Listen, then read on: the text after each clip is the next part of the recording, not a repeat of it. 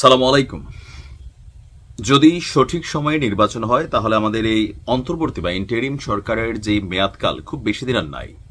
সবকিছু প্রস্তুত, একটা সুষ্ঠু নির্বাচন হবে, তারপর নির্বাচিত সরকারের হাতে এই রাষ্ট্রের দায়িত্ব অর্পণ করে ডক্টর মোহাম্মদ ইউনূস তিনি ক্ষমতা থেকে সরে যাবেন। আগামীতে কোনো রাজনৈতিক দলের কোনো পদ পদবি বা কোনো কিছুতে তিনি আসবেন না। তবে যাবার আগে শেষ মুহূর্তে বেশ কিছু কাজ করছেন ডক্টর মোহাম্মদ ইউনূস। দেখেন, এই জিনিসগুলো বাংলাদেশ নামক রাষ্ট্রের সার্বভৌমত্বের কল্যাণে জড়িত, আর যেটা বাংলাদেশের জন্য ভালো, যেটা রাষ্ট্রের জন্য ভালো, যেটা জনগণের জন্য ভালো, সেই কাজকে অ্যাপ্রিসিয়েট করা আমাদের দায়িত্ব। এই মুহূর্তে বাংলাদেশের জন্য আগামীতে যদি কোনো চ্যালেঞ্জিং ইস্যু থাকে যুদ্ধ নিয়ে, সেটার প্রধান একটা অংশ হচ্ছে ভারত এবং মিয়ানমার। সো বাংলাদেশের উচিত আজকে থেকে পরিকল্পনা করা যে আগামীতে কখনো ভারতের সাথে যদি আমাদের যুদ্ধে জড়ানো লাগে অথবা মিয়ানমারের সাথে লাগে, তাহলে আমাদের প্রস্তুতির জায়গাটা কতটুকু আছে।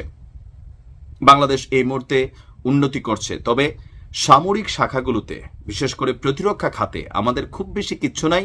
মিয়ানমার যদি বাংলাদেশের সাথে যুদ্ধ লাগে 2-4 মাসে বাংলাদেশ দখল করে ফেলতে পারবে। ভারত ধরেন সর্বোচ্চ 5 দিন লাগবে, যেই পরিমাণ তারা উন্নত মানের ক্ষেপণাস্ত্র, বোমা টোমা, যুদ্ধ জাহাজ বানাই রাখছে। এটা আপনার স্বীকার করেন আর না করেন, এটাই বাস্তবতা। তবে এখন ডক্টর মোহাম্মদ ইউনূস যে সিদ্ধান্তগুলো নিয়েছেন সর্বশেষ পর্যায়ে বাস্তবায়িত হতে যাচ্ছে, এগুলো কিছুদিন হলেও যুদ্ধটার মেয়াদ বাড়াই দিবে। বাংলাদেশ বিমান বাহিনীর জন্য চীনের তৈরি জঙ্গি বিমান J-10C খুবই ভয়ঙ্কর একটা যুদ্ধ বিমান। এই যুদ্ধ বিমানটি কেনার প্রক্রিয়া মোটামুটি শেষ দিকে। তো কয়টা কিনতে যাচ্ছে? অন্তর্বর্তী সরকারের প্রধান উপদেষ্টা গত মার্চে চীন সফরে গিয়েছিলেন। তখন এটা আলোচনায় ছিল, বাংলাদেশের গণমাধ্যম না, ভারতীয় গণমাধ্যমগুলো বলছিল যে 26শে মার্চ প্রধান উপদেষ্টা যখন আপনার চীনে সফরে গিয়েছিলেন, তখন তিনি চীন থেকে কিছু জঙ্গি বিমান মানে যুদ্ধ বিমান কেনার জন্য পরিকল্পনা করছেন। আর এরপর আমরা বিষয়টা দেখছি যে আর কি বলে যে সামনের দিকে আগায় না। বাট এখন আমরা দেখছি যে এই মুহূর্তে এসে বাংলাদেশ সশস্ত্র বাহিনীকে আগামী দিনের চ্যালেঞ্জ মোকাবেলায় সক্ষম করে তুলতে 3 বাহিনী সেনা নৌ বিমান এটাকে আধুনিকরণের জন্য তিনি কাজ করে যাচ্ছেন। আর এর অংশ হিসাবে বিমান বাহিনীর জন্য সরকার চীনের তৈরি J-10C বিমান কিনতে যাচ্ছে।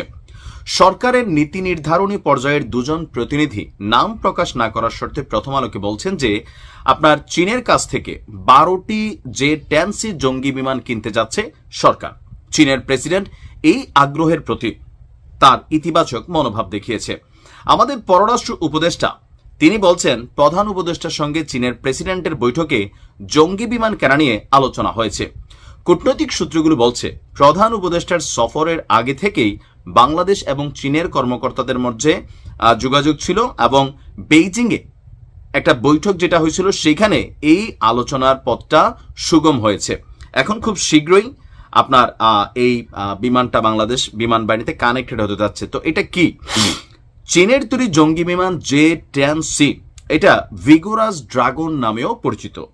এই মাল্টিরোল কমব্যাট এয়ারক্রাফট এটাকে 4র্থ প্রজন্মের জঙ্গি বিমানের বহুমাত্রিক একটা সংস্করণ বলা হয়ে থাকে। এটার সক্ষমতাতে আছে সুপারসোনিক গতিতে উড্ডয়ন করতে সক্ষম এবং শত্রুপক্ষের জঙ্গি বিমান শনাক্তকরণেও এটা অত্যন্ত দক্ষ। আকাশ থেকে আকাশে এবং আকাশ থেকে ভূমিতে হামলার সক্ষমতা রয়েছে। এটি 200 কিলোমিটার দূরের লক্ষ্যবস্তুতে আঘাত হানতে পারে। এটি অন্যান্য জঙ্গি বিমান এবং ড্রোনের সঙ্গে সংযুক্ত হয়ে অভিযানে যুক্ত হতে পারে।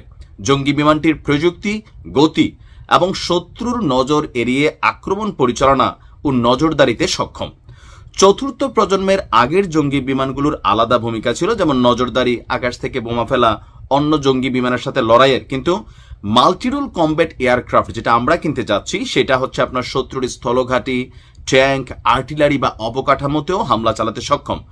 নজরদারির পাশাপাশি গোয়েন্দা তথ্য সংগ্রহ করে আকাশ থেকে সমুদ্রে যুদ্ধ জাহাজেও আক্রমণ পরিচালনা করতে পারে। শত্রুর রাডার এবং যোগাযোগ ব্যবস্থায় হামলা চালিয়ে তা বিকল করে দিতে পারে। অর্থাৎ বহুমাত্রিক অভিযানে এটা সক্ষম। আপনাদের খেয়াল থাকার কথা, গত মে মাসে কাশ্মীরে সন্ত্রাসী হামলার পর ভারত এবং পাকিস্তানের সাথে যুদ্ধ হয়েছিল। সেই যুদ্ধে চীনের তৈরি এই J-10C প্রযুক্তিগত এবং সামরিক সামর্থ্যে নিজেদের অবস্থান জানাতে সক্ষম হয়েছিল। ইসলামাবাদ বলছিল যে সম্মুখ লড়াইয়ে যখন যুদ্ধ হয়েছিল তখন J-10 বা J-10C এটা জাদুকরি কাজ করেছে। অর্থাৎ ভারতের প্রতিরক্ষা সিস্টেমকে পাল্টা জবাব দিতে পেরেছিল পাকিস্তানের এই J-10C, কারণ এগুলো তাদের যুদ্ধ বিমান বহরে আছে। এখন বাংলাদেশ এটা কানেক্টেড হতে যাচ্ছে আগামী দিনে ভারতের অধ্যত্বপূর্ণ যে কোনো অ্যাক্টিভিটিসকে মোকাবেলা করতে এটা ওয়ান কাইন্ড অফ সক্ষম। তবে ভারত এবং বাংলাদেশের সামরিক সক্ষমতাতে আকাশ পাতাল পার্থক্য আছে। প্রযুক্তিতে ভারত আব্বা হয়ে গেছে, আমরা এখনো নবজাতক আছি। তবে এই নবজাতক অবস্থান থেকে বের হতে হবে, বের হয়ে নিজস্ব সামরিক ভান্ডার যুদ্ধ লাগুক না লাগুক বাট এগুলোকে আরো শক্তিশালী করতে হবে। ধন্যবাদ ডক্টর ইউনূসকে। অন্তত যাবার আগে এই বিমানগুলা 12টা না, যদি টাকা বেশি লাগে আরো 2-4-10টা কিনা ফেলা উচিত, প্রয়োজনে 2-4টা যুদ্ধ জাহাজও, মানে অত্যাধুনিক মানের। ভালো থাকুন।